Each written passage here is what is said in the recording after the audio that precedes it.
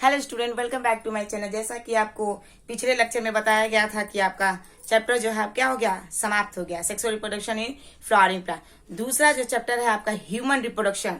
कौन सा चैप्टर है? Human reproduction. ये ह्यूमन रिप्रोडक्शन अगर देखा जाएगा बहुत ही ज्यादा इंटरेस्टिंग चैप्टर है। इसको आज पढ़ा जाएगा ह्यूमन रिप्रोडक्शन, ठीक है, मानव जनन।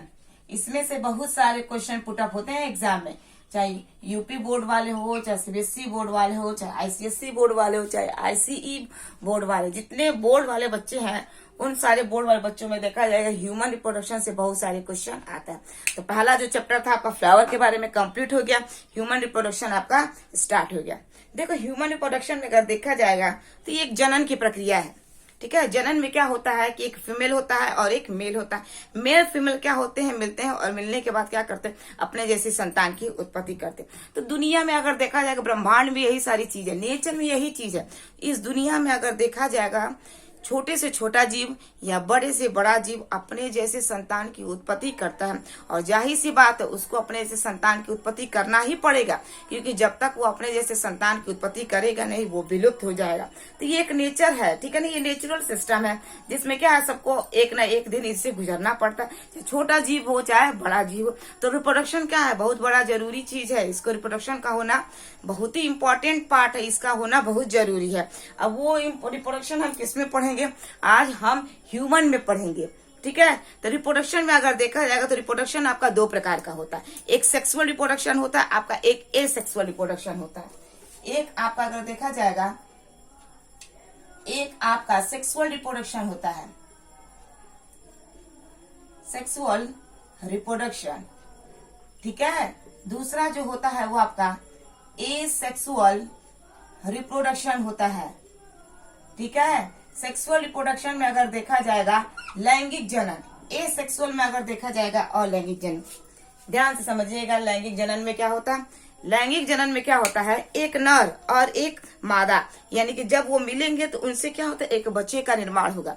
सीधी सीधी अगर बात अगर समझा जाए तो दो लिंगों की आवश्यकता, यानी कि दो लिंग जब मिलकर एक बच्चे का निर्माण करेंगे उसी को ही हम लैंगिक जनन कहते हैं। लैंगिक जनन में दो लिंगों की आवश्यकता होती है, जब तक दो लिंग मिलेंगे ना तब तक आपके बच्चे का निर्माण होगा नहीं। वही आपका क्या है, सेक्सुअल रिप्रोडक्शन, नर और मादा।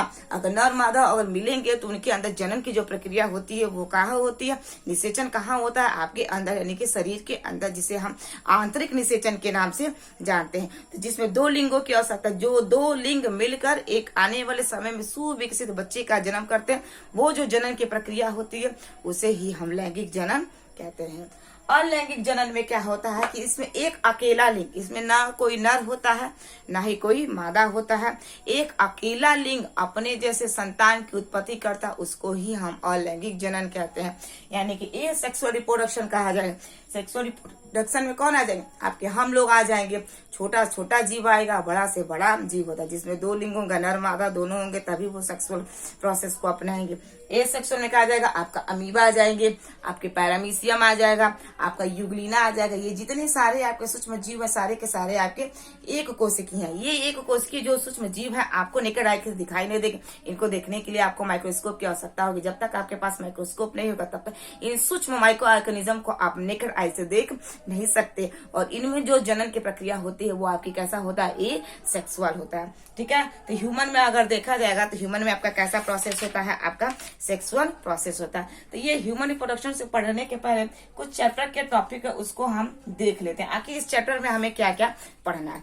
तो पहला अगर हमें देखा जाए तो मेल रिप्रोडक्टिव सिस्टम पढ़ेंगे। पहला अगर देखा जाए हमें पढ़ना क्या है तो mail reproductive system, mail reproductive system, ठीक है, and structure, mail reproductive system and structure. दूसरा अगर देखा जाएगा तो पढ़ा जाएगा फीमेल रिप्रोडक्टिव सिस्टम, फीमेल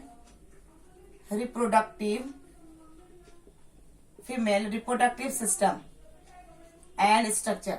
तीसरा अगर इसमें देखा जाएगा, तीसरा इस चैप्टर का जो टॉपिक है आपका गैमेटोजेनेसिस है।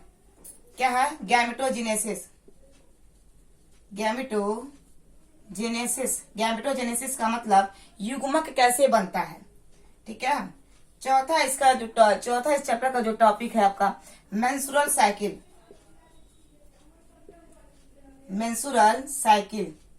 मेंस्ट्रुअल साइकिल का होना बहुत जरूरी है। जब तक मेंस्ट्रुअल साइकिल नहीं होगा वो फीमेल आने वाले समय में अपने जैसे एक बच्चे को जन्म नहीं दे सकती, इसलिए मेंस्ट्रुअल का होना बहुत जरूरी है।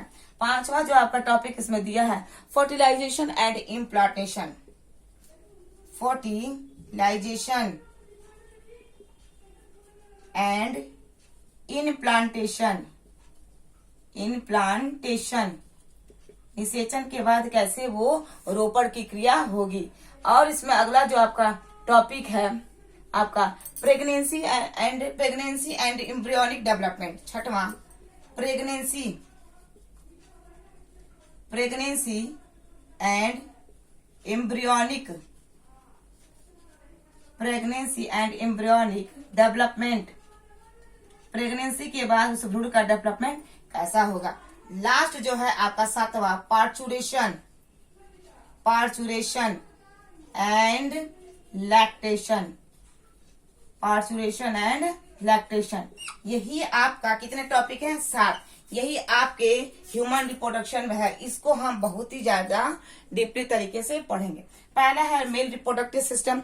मेल रिप्रोडक्शन सिस्टम में अगर देखा जाएगा तो मेल का जो जननांग होता है वो कहाँ होता है, जैसा कि हम सब लोग जानते हैं 7th 8th में ही पढ़ते चले आए। छोटी छोटी क्लिप जो होती है वो बुक्स में दी गई हैं, थोड़ी सी चीजें जो है बच्चों को बताई जाती है। मेल रिप्रोडक्टिव पार्ट जो है आपका टेस्टिस है, आपका पेनिस है। टेस्टिस के अंदर स्पर्म का फॉर्मेशन कैसे होगा, उस टेस्टिस के अंदर आपके हार्मोन कौन कौन से बनते हैं, वो कब बनते हैं, वो सारा हम किसमें पढ़ेंगे? आपके मेल के अंदर पढ़ेंगे। मेल के अंदर टेस्टिस जो होता है वो होता कहाँ पे स्थित होता है, उसके अंदर जो स्पर्म का जो फॉर्मेशन होता है कितने डिग्री पे होता है, ठीक है। तो ये सारी जितनी सब चीजें हैं हम मेल में पढ़ेंगे। दूसरा है आपका female reproductive system and structure. Female reproductive part पढ़ा जाएगा। देखते हैं कि फीमेल में क्या होती है। एक उसका जननांग होता है, फीमेल के पास 2 ओवरी होती है, 2 उसके फैलोपियन ट्यूब होता है, एक उसका यूट्रस होता है, एक उसका सर्विकल कैनाल होता है और एक उसका क्या होता है? वजाइना होता है। तो ये सारा स्ट्रक्चर हम पढ़ेंगे और उसका सिस्टम अच्छे तरीके से देखेंगे। तीसरा देखा जाएगा गैमेटोजेनेसिस। गैमेटोजेनेसिस में देखा जाएगा कि गेमीट का फॉर्मेशन कैसे होता है, यानी कि ह्यूमन के अंदर जो मेल है जो फीमेल है, यानी कि मेल में जो शुक्राणु है और फीमेल में जो आपका अंडाणु है उसको हम गैमीट कहेंगे, हिंदी में उसे युग्मक कहेंगे। आखिर इसका फॉर्मेशन कहाँ पे हो रहा है, ठीक है। तो अगर मेल है उसका युग्मक कहाँ पे, उसका गैमीट कहाँ बनेगा? उसके टेस्टिस के अंदर। अगर आपकी फीमेल है तो उसका ओवा कहाँ बनेगा? उसके ओवरी के अंदर। तो उस प्रक्रिया को हम गैमेटोजेनेसिस कहेंगे। अगला इसमें टॉपिक है आपका मेंस्ट्रुअल साइकिल, जिसे मासिक स्राव कहते हैं। क्योंकि जैसे जैसे अगर फीमेल में देखा जाएगा बच्चियां जब बड़ी होती है तो उसमें मेंस्ट्रुअल साइकिल होता है जो 13 से 14 साल की अवस्था में स्टार्ट हो जाता है। तो 13 से 14 साल की अवस्था में जो स्टार्ट होता है उसे हम मेनार्की कहते हैं और ये साइकिल चलता रहता है आपके 50 से 55 साल तक, जिसे हम मेंस्ट्रुअल साइकिल कहते हैं। और एक समय ऐसा आता है कि वो साइकिल बंद हो जाती है 50-55 की एज पे, जिसे हम मेनोपॉज कहें। तो ये साइकिल का होना बहुत जरूरी है, क्योंकि ये जो साइकिल चलता है फीमेल्स के अंदर, इनमें देखा जाएगा फर्टिलिटी स्टेज होती है। इन फर्टिलिटी स्टेज में क्या होती है कि महिला अपने जैसे एक बच्चे का जन्म देती है। मेंस्ट्रुअल साइकिल के ही दौरान अगर देखा जाएगा फीमेल में क्या होते हैं, ओवा निकलते हैं और पुरुष के स्पर्म के साथ वो मिलेगी। मिलने के बाद वो आपका क्या होगा? एम्ब्रियो। अगर देखा जाएगा फीमेल में, ये मान लो आपका फीमेल का सिस्टम है, ठीक है, ये फीमेल का आपका सिस्टम है। फीमेल में क्या है? 2 फैलोपियन ट्यूब है। नीचे अगर देखा जाएगा तो आपके कीपक होते हैं। ये वाला जो हिस्सा होता है ये आपका पूरा का पूरा यूटेरस होता है। यूटेरस के साइड में अगर देखा जाएगा तो ये एक लाइनिंग होती है जिसे एंडोमेट्रियम की लाइनिंग कहते हैं। ये जो वाला हिस्सा होता है इसे हम कर्विक्स कहते हैं, ठीक है। और ये जो लंबी कैनाल होती है उसे कर्विक्स कैनाल कहेंगे। और जिस ओपनिंग में खुलती है उसे वजाइना कहा जाएगा, ठीक है। तो वजाइना के रास्ते क्या जाएंगे? आपके बहुत सारे शुक्राणु जाते हैं और जाने के बाद कहाँ जाएंगे? आपके फैलोपियन ट्यूब में। और यहाँ पे आपकी क्या होती है? यूटेरस के पास 2 अंडाशय होते हैं। अंडाशय के अंदर क्या होता है? अंडा होती है। यही एक हर महीने देखा जाए अंडा निकलती है और निकलने के बाद कहा जाती है आपके फैलोपियन ट्यूब के अंदर जाती है। हमेशा याद रखिएगा एक ही अंडा से एक अंडा निकल के जाएगा, यानी कि जब एक मैच्योर होता है तो दूसरा इनमेच्योर होता है, दोनों एक समय पे काम नहीं करते। तो सपोज दैट यहाँ से ये अंडा निकला और निकलने के बाद इस कीपक के रास्ते से इस फैलोपियन ट्यूब में पहुंचा, और फैलोपियन ट्यूब में जैसे पहुंचेगा यहाँ पे इसकी निषेचन की क्रिया हो जाएगी, और जैसे निषेचन की क्रिया हो जाएगी ये अंडा यहाँ पे आकर ये जो एंडोमेट्रियम की दीवार है ना, इस एंडोमेट्रियम की दीवार में आकर धंस जाता है। जैसे वो धंसेगा उसी प्रक्रिया को हम कहेंगे क्या, इम्प्लांटेशन। तो मेंस्ट्रुअल साइकिल के बाद क्या होगा आपका, फर्टिलाइजेशन। फर्टिलाइजेशन कहाँ हुआ है, आपके फैलोपियन ट्यूब में। और क्या होगा आपका, इम्प्लांटेशन। इम्प्लांटेशन का मतलब होता है कि ये जो पतली लाइनिंग है, जिसे हम एंडोमेट्रियम की लाइनिंग कह रहे हैं, इसे एंडोमेट्रियम की लाइनिंग में क्या होती है, ये जो ओवम शुक्राणु के साथ फर्टिलाइज हुई यहाँ पे जाके पूर्ण रूप से अंदर की तरफ धंस जाएगी। जैसे ही धंसेगी उस प्रक्रिया को हम कहेंगे इम्प्लांटेशन। मतलब महिला पूर्ण रूप से आपकी प्रेग्नेंट हो गई। अब वो प्रेग्नेंट महिला 9 महीने तक बच्चे को कैरी करेगी। ये जो छोटा सा भ्रूण है 9 महीने तक उसे कैरी करेगी, तो इस पूरी प्रक्रिया को हम प्रेगनेंसी कहेंगे। क्लियर है, यानी कि जैसे इम्प्लांटेशन होगा महिला पूर्ण रूप से यानी कि कम्प्लीटली क्या हो गई, प्रेग्नेंट हो गई। और जैसे ही वो रोपण की क्रिया होगी प्रेगनेंसी आपकी चलेगी कितने महीने तक, 9 मंथ तक। यानी कि इस छोटे से फीटस के अंदर अगर देखा जाएगा बहुत सारे क्या होते हैं, इनमें एम्ब्रियोनिक डेवलपमेंट होता है, यानी कि धीरे धीरे ये क्या होता है, बढ़ता है। यानी कि तीसरे महीने में 3 ट्राइमेस्टर होता है, 3rd, 6th और आपका 9th, यानी कि प्रथम से 3 महीने में बच्चे के अंदर कुछ अलग ही संरचना बनेगी। फिर 6 से 9 महीने में अगर देखा जाएगा बच्चे के अंदर कुछ अलग अलग स्ट्रक्चर बनेगी, मतलब हाथ पैर ये सारी चीजें, अंदरूनी जो आपके अंग, आपका हार्ट, आपके लीवर, आपके जो लंग्स है उनका फॉर्मेशन होगा। और आपका जो 6वां से 9वां महीना है उसमें भी क्या होता है, जो ग्लैंड्स वगैरह होते हैं एंडोक्राइन और एक्सोक्राइन, ये सारे ग्लैंड का फॉर्मेशन होता है। आपका डेवलपमेंट होता है आपके ब्रेन का, उसी समय आपका लंग्स भी अच्छे तरीके से तैयार होता है। क्योंकि लंग्स अगर अच्छे तरीके से तैयार नहीं होगा तो बच्चा पूर्ण रूप से सांस नहीं ले पाएगा। जब तक सांस नहीं ले पाएगा तो वो ऑक्सीजन आपके लंग्स तक पहुंचेगा ना, और बच्चे को कुछ भी हो सकता है। ठीक है।